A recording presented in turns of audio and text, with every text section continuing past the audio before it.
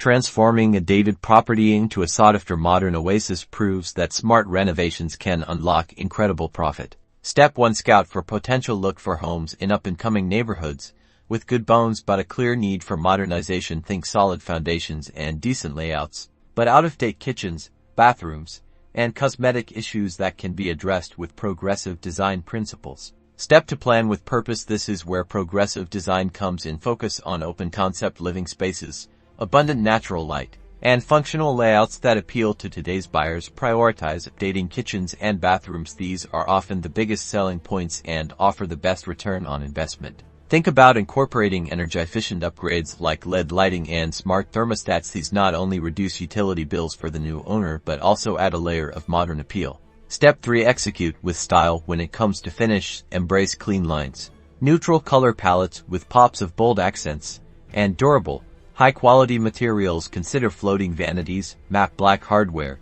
and integrated smart home technology for that extra wow factor.